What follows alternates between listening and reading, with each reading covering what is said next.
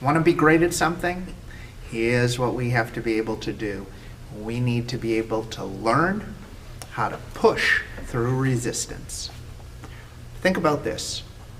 The person that goes into the fitness center for the first time and is doing a, like a muscular curl here, like a dumbbell curl.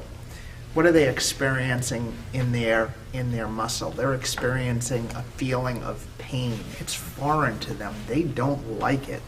I don't know anybody that, when they exert and strain, they like it. But now let's take a look at the person that is an avid fitness enthusiast.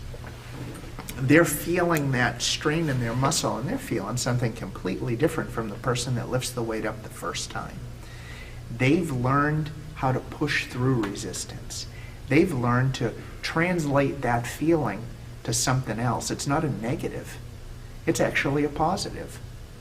Pushing through resistance. Somebody that's doing a push-up. Oh, I don't like doing push-ups. It doesn't make me feel good.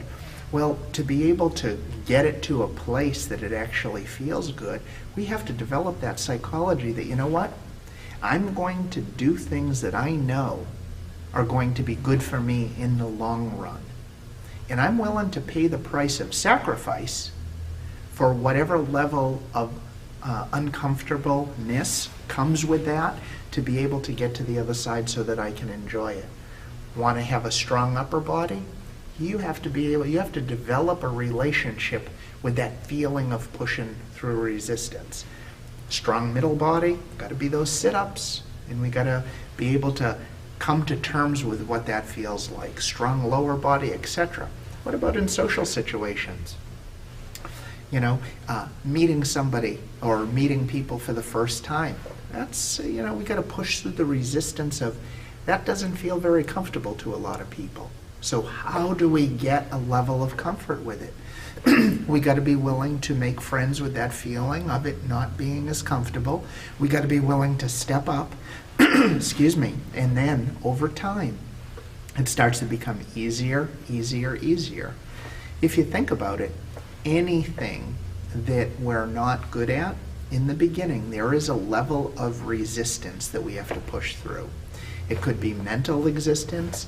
It could be mental resistance. It could be emotional resistance. It could be physical resistance, like in the example of those push-ups or those bicep curls.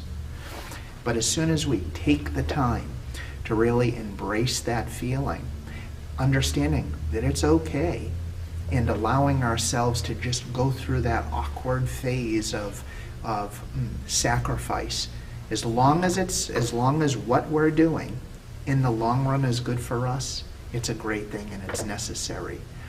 Don't be like those people that they feel that level of discomfort and immediately they stop doing it. They say, it's just not for me. I don't like it. Think about anything that you weren't good at one time. Swinging a golf ball, throwing a baseball, dancing, singing, whatever it was. There was one point in time that you were not good at something, but what did you do? You just kind of work through it.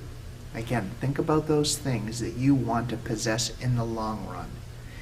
And absolutely be willing to pay the price in the short term for it not to feel great. Because I promise you, learning how to embrace the resistance that comes with mastery of something will be so worth it.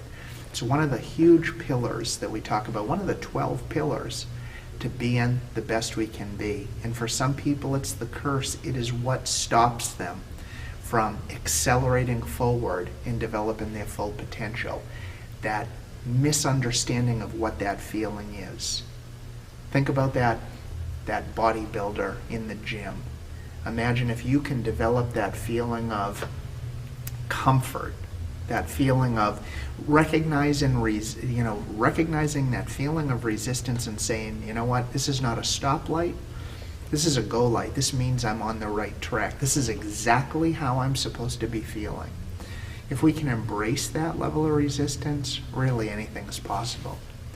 Think about it for yourself. Embrace the resistance.